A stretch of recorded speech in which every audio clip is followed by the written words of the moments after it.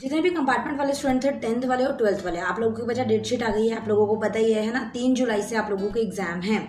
और आधे स्टूडेंट उसमें ऐसे भी हैं जो चाहते हैं कि उनका पेपर जुलाई में हो, बट अनफॉर्चुनेटली उनका पेपर नहीं हो पा रहा है क्योंकि फिल ही नहीं हो रहे हैं। अगर फॉर्म फिल नहीं होंगे तो पेपर आप नहीं दे सकते, फिर उस कंडीशन में आपको सितंबर में लेकर जाना पड़ेगा पेपर को, ठीक है। तो जुलाई में जिनके पेपर हैं उनके लिए वीडियो है, आपको कंपार्टमेंट के एग्जाम के बारे में कुछ चीजें आपको बताऊंगी, ठीक है। चाहे जुलाई में आपका पेपर हो चाहे सितंबर में आपका पेपर हो, ध्यान से सुनना है, समझना है, ओके। सबसे फर्स्ट ऑफ ऑल आपका कंपार्टमेंट का एग्जाम है तो आपको और ज्यादा केयरफुल होने की जरूरत है, राइट। और ज्यादा केयरफुल से मतलब यहाँ पर है कि थोड़ा सा सीरियस होने की, क्योंकि जब हम रेगुलर एग्जाम देते हैं तो हम लोगों के दिमाग में रहता है कि सभी पेपर दे रहे हैं और पास हो ही जाएंगे, कोई बात नहीं, पढ़ लिया है, और बहुत ज्यादा लिटरली हम उसको लेकर चलते हैं, बहुत ज्यादा नॉर्मल लेकर चलते हैं, और उस वजह से हम लोगों को काफी बेकार चीजें सामना करना पड़ता है, जो कि अभी हम कर भी रहे हैं, है ना। अभी हम लोगों का रिजल्ट जो है खराब हो चुका है कंपार्टमेंट की वजह से, हमें धक्के खाने पड़ रहे हैं, थोड़ा सा लेक्चर भी सुनने पड़े होंगे घर में, है ना, मैक्सिमम सबको सुनने पड़ते हैं।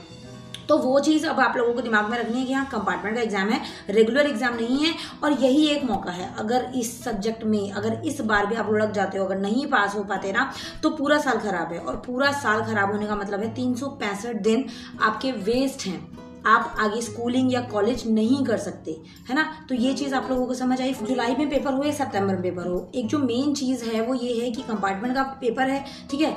पेपर कैसा आएगा ये दिमाग में रह रहा होगा, तो पेपर मॉडरेट आता है ना, बहुत इजी आता है ना बहुत हार्ड आता है, ठीक है। सेम सिलेबस सेम पैटर्न के ऊपर आपका पेपर आता है, कोई उसमें डिफरेंशिएशन नहीं होता कि वो पुराने पेपर से कुछ डिफरेंट हो, सिलेबस डिफरेंट हो। आप लोगों के जो भी सब्जेक्ट हो, फिजिक्स हो, केमिस्ट्री हो, इकोनॉमिक्स हो, अकाउंट्स हो, मैथ्स हो, इंग्लिश हो, साइंस हो, एसएसटी हो, कोई भी सब्जेक्ट हो, जो आपका सब्जेक्ट चलता आ रहा है, जो आपका फाइनल एग्जाम जो अभी आपने दिए 2 महीने या 4 महीने पहले, उसमें जो आपका सिलेबस था ना, same syllabus you will see in your compartment exam, ठीक है। तो आप लोगों को दिमाग से हटा देना है कि कुछ सिलेबस में चेंज हो, न्यू सिलेबस है, कुछ नहीं, ठीक है। और एक निंजा टेक्निक बता रही हूँ, एक जुगाड़ है, सबसे मेन चीज, प्रीवियस ईयर क्वेश्चन पेपर जो कि साइट पर आपको मिलेंगे 2 साल, हार्डली 2 साल के पेपर आप कर लीजिए, कोई भी सब्जेक्ट से आप बिलोंग करते हो, सिंपल सी चीज है, उसके अंदर से आप लोगों को वो कॉन्सेप्ट्स तो करने ही है, वो क्वेश्चंस तो करने हैं जो उसमें नजर आएंगे, बट उसके साथ साथ आपको एक चीज और करनी है, दैट इज वेरी इंपॉर्टेंट, कि ध्यान रखना कि उसमें कॉन्सेप्ट्स कैसे पूछे गए हैं, ठीक है। जैसे मैं अगर साइंस की बात करूं तो उसमें आपको ध्यान आएगा कि बायोलॉजी के क्वेश्चंस किस टाइप के पूछे हैं, रिप्रोडक्टिव सिस्टम पूछा है, फ्लावर के पार्ट्स पूछे हैं।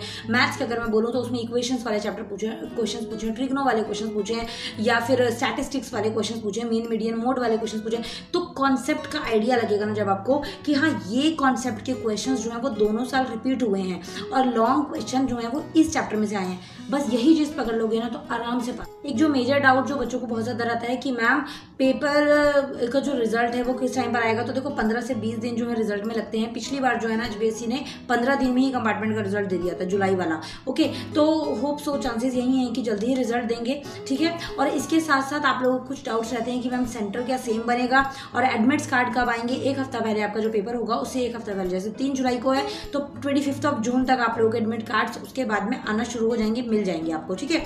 और नॉर्मली अगर आप ओपन से हैं या फिर आप ओपन के एग्जाम में दे रहे हैं, रेगुलर से नहीं है, तो आपको अपने जो एडमिट कार्ड हैं वो आसपास के कैफे से निकालने पड़ेंगे, हार्डली 5-10 रुपए लगते हैं, ठीक है, वहां से निकालिएगा। और दूसरी चीज, सेंटर आपके घर के आसपास रहेगा, ज्यादा दूर नहीं होगा, सो डोंट वरी।